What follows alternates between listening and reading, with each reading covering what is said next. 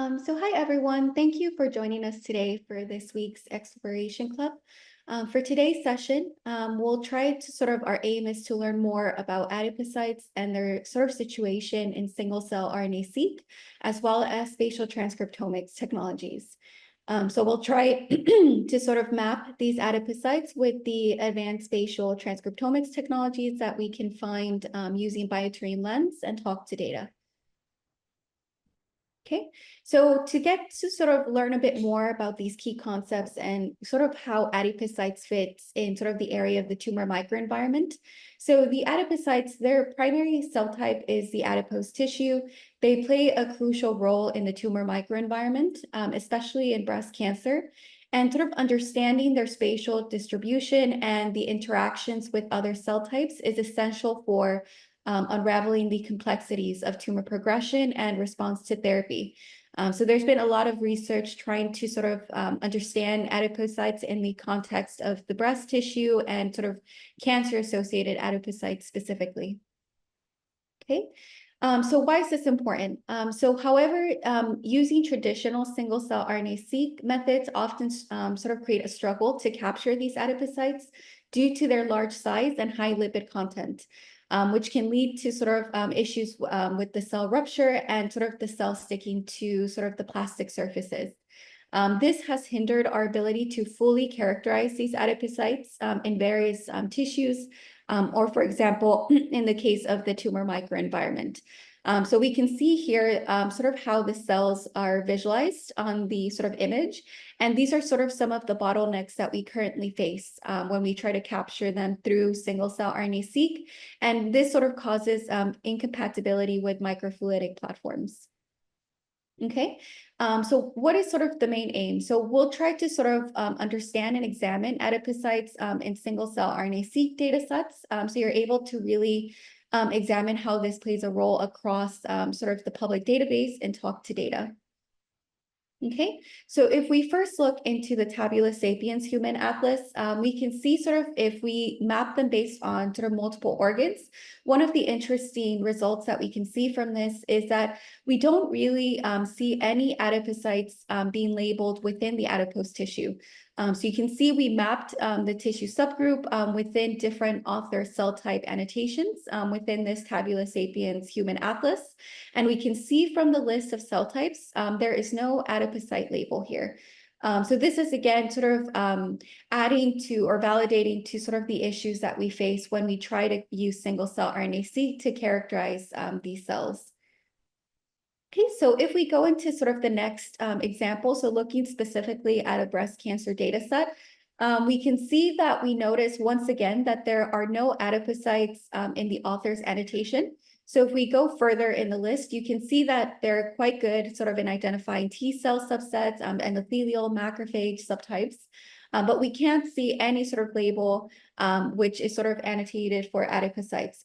Even when we query specific adipocyte marker genes that have been sort of used by the author and were provided by the author, the expression level of these sort of gene markers are very low on across the entire data set. So you can see it's not really specific to some cells. It's a very low expression level. So why sort of is this important again, and how can we sort of develop a solution for the missing sort of adipocytes that can be characterized from single-cell RNA-seq or from tissue data? Okay, so if we move forward into sort of trying to map the distribution of adipocytes across sort of different tissues and sort of the tumor microenvironment specifically, we can also use the talk to data system to sort of create another case for this. So we can see when we try to use the talk to data system and we filter by only single-cell RNA-seq in human, again, we can see that there are no breast cancer data sets that contain adipocytes across talk to data. So you can see that I've added a filter for these fat cells, which is sort of the standardized ontology for these adipocytes that are normally used sort of in the EBI ontology. But even when we add this annotation, we cannot find any studies relating to that or any cells that are specifically characterized as fat cells, or in this case, these are adipocytes within the breast cancer tissue. So to further really investigate this and be able to add potential into mapping these cells across spatial transcriptomics data, We will sort of look at this specific data set from Nature Communications, which includes both Visium and Xenium, which is single cell resolution. And we'll try to investigate these data sets in order to map adipocytes from the spatial image and dive into specifically these two examples that investigate sort of the breast tumor microenvironment using both the single cell and the in situ analysis from the Visium data. Okay. So just to give you a bit of an idea how this works in the context of a platform, if you are a new user that are joining the Exploration Club, we will be mainly concentrating on data sets that are found from the Talk to Data repository. So these are all publicly available data that we curate, and also spatial transcriptomics data. And from there, we'll sort of use the biotrained lens platforms to really apply very specific sort of analytic functions or ways where we can characterize these adipocytes directly from the image. So we'll be using both biotrained lens, both the single cell resolution and the bulk lens as well. Okay, so if we go into our sort of first data set, which was the in situ analysis using the Visium data set, we can see if we set the opacity very low, you're able to really visualize the actual sort of image. And I'll zoom in so it's easier to sort of view from your end. So you can see that the image does show sort of the mapped structure, and we can directly see sort of the H&E image that has this morphological transparent characteristic of the adipose tissue. But if we now increase the opacity, what this is going to do, it's going to allow us to really visualize the sort of gene expression information overlaid on the tissue to be able to sort of map the areas and sort of the density of these cells. So the first step would be to query specific markers that are sort of related to adipose tissue. So we have this adipocyte gene set, which has been sort of used across different data sets that have been trying to characterize these cells. And we'll look at the expression. So you can see here, when I zoom in, I can specifically see like where we were able to see this morphological transparent characteristic of the image. We can see an overall sort of expression of the adipose tissue, which can arise from this morphological characteristic of the adipocytes for storing fat. So you do see that there's some areas where we have this high expression. But if we zoom out, we have other areas with really low expression. So again, this can be due to the sort of morphological characteristic of these adipocytes and also the low cell density compared to other studies. So this is sort of the idea that I want to sort of give to the user if you are starting to use the biotrained lens to look at the gene expression and how this maps in the context of the spots on the tissue. So if we then move forward to the biotrained lens single cell resolution, so trying to move from in situ sort of I guess the Visium data into the single cell resolution Xenium, we can sort of look at this sort of H&E image, which again, it's a data set looking at breast cancer and the microenvironment of breast cancer. And the first step would be to use the Xenium data set to really refine the single cell resolution, which allows for a more precise localization of the gene expression within the tissue. Unlike Visium, which has a better sequencing depth, so you do have a whole sort of transcriptome, the Xenium data set, it is single cell resolution, but it is only sequencing 313 genes, which sort of in interest, we selected very specific ones relating to breast cancer, cell atlas data, and also adipocytes. So these are limited compared to the ones we were able to use on the Visium. So if we query these specific adipocyte marker genes, so these 4 transcripts, what we're going to see, so if I search for the expression, and again, this is going to require you to really sort of play with the image to be able to really identify the transcript. So I'll have to zoom in so you're able to really see and identify this. Okay. So if I zoom in, you're able to see sort of the segments of the cell nucleus, and you're able to see, if I zoom in a bit closer, the transcript information of these markers overlaid. So what is this showing us? So among these genes, these 4 known adipocyte markers, we can see them based on the transcription that is mapped over the H&E image. And this is an interesting sort of observation because here we can see that most of the transcripts appear near the cell membrane because these triglycerides fill the majority of the cell. And this fact goes with the low density and the low expression level as well that we were able to visualize on the Visium data. So this makes characterizing adipocytes or being able to label them very challenging and to segment them to see the distinct cluster of these cells. So in order to really use different functions to do that, we can change sort of the image to show us the RGB channel. So this will be able to really show you a hard segment of the image as opposed to looking at it just through the H&E stain. Okay. So again, if I zoom in and we can see sort of the transcripts that we queried here, the specific adipocyte ones, and it makes it easier to really see the transcript with the overlaid segment. So with the RGB channel, when you switch from an IF image, you're really able to sort of not really reflect the cell shape, but the cell distribution of the adipocytes. So this is one thing that can be further improved. And how can we do that? So we can switch from the image view to the 2D embedded view. So the bitrain lens does allow you to really use different sort of characteristics of the image, but you can also view it similar to a single cell resolution experiment. So if we switch to the 2D embedded view, this is where you're able to really see the expression of these genes and also sort of the individual cells. Okay, once we switch from sort of the 2D embedded view, you can then sort of query the specific sort of genes or look at the gene expression, and you're able to see it a bit clearer on the image. So this might improve really understanding the distribution. And the next step would be to really label sort of these adipocytes from sort of this image view. And I need to make sure that I'm using sort of the correct TSNE, so with a perplexity of 80. So once we're here, the next step, as you can see from the author's metadata, they didn't really identify adipocytes either or label them. So that's something that we can do in this 2D embedded view. So the first step, when you're sort of selecting and you're querying the specific genes, what you can do is through the match count, you can select the distribution of the expression. So you can sort of similar to a flow cytometry experiment, you can gate the cells you need to sort of select that are based on the expression. So in this case, we want to really identify those cells that have the co-expression of all these adipocyte gene marker genes and being able to label these cells directly. So you can see here when I selected the specific match count from 3 to 4, I'm able to really identify these specific sort of cells here. So the next step, once you sort of gate and you add the distribution, what you can do is then create or add a new annotation. Okay, so in the metadata, the first step that you would need to do is make sure that when you're adding the label, you're adding it sort of to the appended list. So the existing sort of cluster list that you might have. That way you don't create sort of another group and it separates the cells into another cluster. So you can see here, I'm going to append this my manual labeling of these adipocytes in the existing Xenium sort of metadata. And I'll add my new label, and this is adipocytes.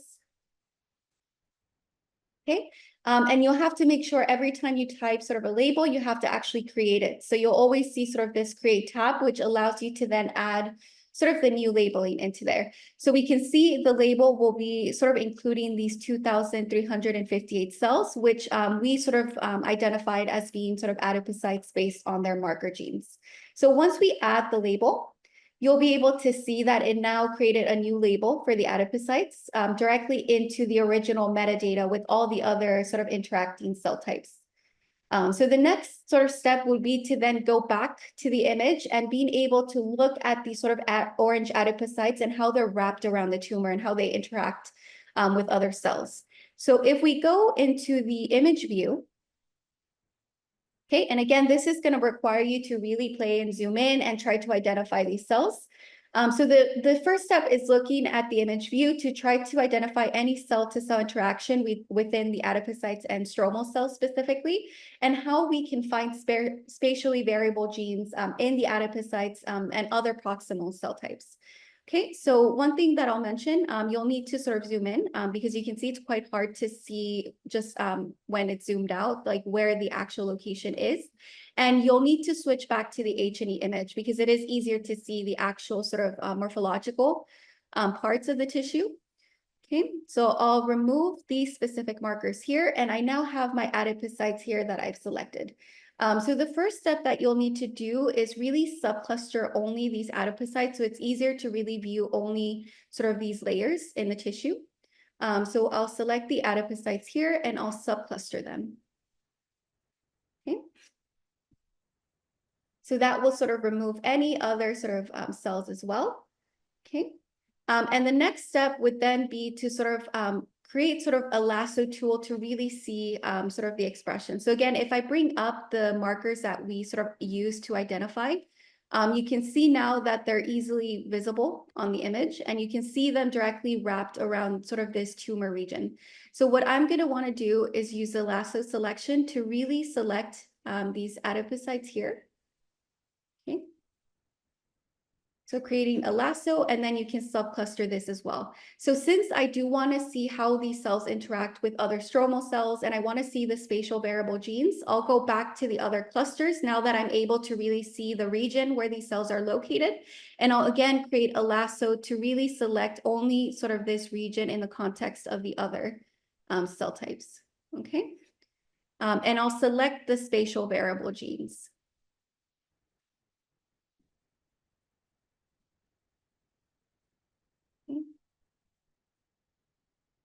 Okay, so once we select the spatial variable result, you can run the KNN method to be able to find these distributed sort of heterogeneity around the spatial image, and also see the adipose tissue region and how we can find these variable genes. So when we explore the platform, you can see here that we're now able to, and I'll zoom in so you're able to really see it when I go back here. Okay. So my area right here. And the first gene that I sort of identify as being very specific to breast cancer and a very specific signature. So it's the ERBB2 gene. So once I select that specific marker on the image, what can I see? So the first step will be to really decrease the point size. Otherwise, it's quite difficult to really see the in the context of the entire image. So we can see that ERBB2, besides being highly expressed in major tumor cells, it's also expressed in sort of our adipocytes, which we sort of labeled around that are sort of wrapped within the tumor. So what does this represent? So it sort of shows us that there's a signature skirt-like expression of adipocytes within the tumor region. And the co-expression of this ERBB2 in the adipocytes and the tumor cells might indicate that there is a shared signaling pathway when we use sort of this function, the spatial variable genes. And this has a very important roles when you're trying to really see how you can target ERBB2 in the context of tumor cells, and how you can create specific sort of therapeutic strategies that contribute to tumor progression, or sort of providing a supportive microenvironment between this metabolic crosstalk.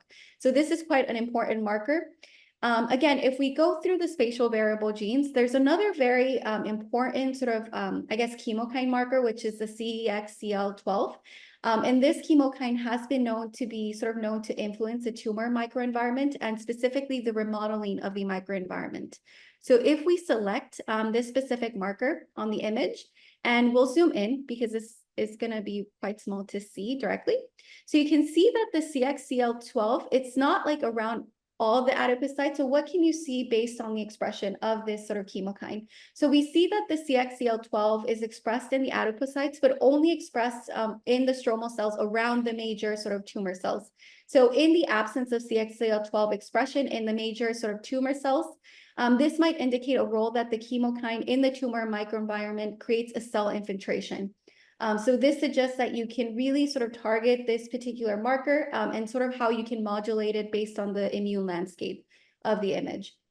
So these are two specific cases where we're able to see one, which is more of a, I guess, supportive microenvironment remodeling sort of gene, the ERBB2, and sort of this other sort of CXCL12 marker that is more for cell infiltration and its sort of context with the adipocytes.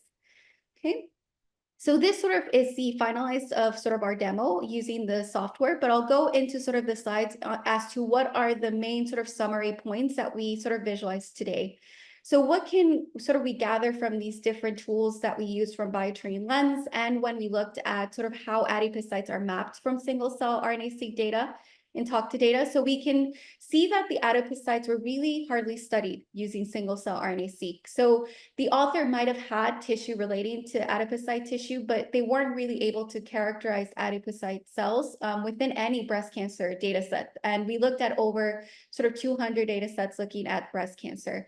The second sort of step is that the spatial transcriptomics sort of analysis, or the different technologies that we showed today, really serve as a better way to investigate the spatial distribution of these variable genes and the relationship with these adipocytes and other cell types, and sort of this metabolic crosstalk sort of method. The third sort of area that we also sort of gathered from the results is that the spatial variable genes tool can be really used. It's an important tool to really identify the spatial expression patterns in the breast cancer and how it's sort of mapped into the context of the microenvironment. So these were sort of the main points we sort of covered today. And I guess for the next steps, we'll go into sort of the Q&A session to see if there's any questions from any of the scientists who joined this webinar today. So I'll go into that area here. Okay. So there's one question from one of the scientists. So besides adipocytes, do we face the same issue with any other cell types? So I would say from sort of our experience analyzing very different types of sequencing data, we haven't really found this case where we were able to see that there's no cells at all annotated from like a huge amount of data, especially looking at breast cancer tissue and breast cancer data sets. We do have a large amount of studies, and we weren't really able to identify these adipocytes in any of these studies. So we haven't really found a case with any other cell types which have this particular sort of issue, which is why for adipocyte mapping or for annotating, we really recommend using different spatial transcriptomics technologies. Okay. I do see another question as well from the Q&A, so I'll also bring that up. So is there any way we can combine and analyze Visium, Xenium at the same time? So yes, that's a great question, and it's actually a perfect sort of timing to that question. So we do have a feature that our team is developing specifically for being able to apply different analytical tools across the integration of different integration of different spatial imaging technologies. So to show you a bit of how that sort of platform would look, this sort of platform will be sort of labeled as Spatial X, and it's one sort of our upgrade to the BioTrain lens. And how it's going to work, it's going to be where you're able to really visualize multiple spatial images together. So you're able to really map it both from the Xenium if you want to sort of locate these spatial variable genes, and how does this map to Visium, for example, since Visium does have a larger amount of genes that you can look and you can use, whereas Xenium is really sort of restricted to how many markers are used in the sequencing sort of depth panel. So being able to really map them based on sort of layers of spatial imaging at the same time, it really supports in being able to characterize very rare populations, especially cancer cells that you really need both the image and also other data as well. So that's sort of a new update that will be released in the upcoming months. And we are trying to sort of gather any feature requests or things that you find difficult on your end that would be useful in applying it to this sort of platform. So if there's any functions that you see that would be really important to your research, please let us know, since we are sort of in the developing phase of this Spatial X platform. Okay.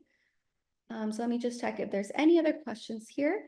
But can you elaborate on the BioTrain's business model for the academic institutions? So sort of how I guess, accessing the platform. So normally there's different ways on how to access the platform. This could be ranging from one user accessing it or a whole institution accessing the platform. When you log into the BioTrain system, it is a cloud-based system as well. So just keep that in mind. It's not a desktop version. And every user, any scientist that is logging into the platform will have their own account that they can manage what data they're submitting into the platform or how they can access the public repository as well. So that's one thing to sort of keep in mind. The other thing is also how you're going to sort of use the system. So if you're working on different multi-omic technologies, for example, single-cell RNA-seq, clonotype data, spatial transcriptomics, and you want to be able to use one system to integrate that analysis, you can use the BioTrain system for that. We also allow, we have cases with institutions that are currently using Biotrain that they have sort of a wide institution license where any scientists or any groups can access the system. They all have their individual accounts, but there's other ways where we can also share data across groups. So we do have within each of the modules in the system that are specific to the technology you're using, you can share that data as well with other groups, and it makes it easier to have sort of an area where you have a repository of these results and you can share them across the team.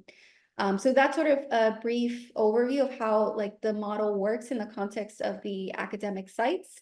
If you do have any other specific questions on in terms of the model, how you can access it for sort of an institution, you can email at support@biotrain.com. And we do have a colleague of mine that works on sort of the academic sort of licenses for the Biotrain system. Okay, so I can see that's all of the Q&A questions I can see now. So one thing I'll mention, if since we have a few minutes left on the webinar, if you can actually fill in sort of the survey that my colleague has sent. So this is quite useful to know if there's any other topics or any bottlenecks that you're facing on your research that you want to see how we're able to find a solution using Biotrain. It can be any case study, any sort of tissue level data, any disease. Just let us know like what sort of bottlenecks you have, what sort of story you would like to see that would support your research, and what sort of functions would be able to help with that. So we can build a sort of case study around that and sort of use it for the next exploration clubs. One thing I'll mention is for next week, since this isn't a sort of club that we run every week, I usually host most of the topics that we've done in the previous sessions, but we do also invite any specific scientists that have been using Biotrain already that would like to sort of show their case studies, or if they published any data on a specific method that would be sort of useful in integrating it with Biotrain. We always sort of highlight and sort of inviting any other users to sort of speak and lead the speak on that club. So for next week, it won't be me doing the session. It will be sort of our speaker, Dr. Xuan Xu, who will go into sort of the automated annotation and integration of single cell data. So it'll cover sort of cell typist, cell hint, and other sort of automated annotations and how this can be integrated into sort of single cell data analysis. So this will be next week's talk. And I guess I'll leave a few minutes so all the users can actually go through the survey and give us some of the feedback. If you have any questions that I didn't sort of answer, and it might be a specific private question to your research, again, you can always email us. So we do sort of try to answer within that day when you send the email, especially if you want to try Biotrain or you are a new user that would like to get a trial of the system. So please just let us know or just send us an email and we'll be able to help you. Okay, so thank you so much, everyone, for joining. I'm always happy to show all of these different case studies and how they can relate to sort of the research or to supporting very specific bottlenecks in sort of single cell and spatial transcriptomics analysis. So thank you so much. I'll turn off sort of the screen so you're able to fill in the last parts of the survey. And we'll see you next week on our sort of automated integration cell type prediction session. Thank you so much.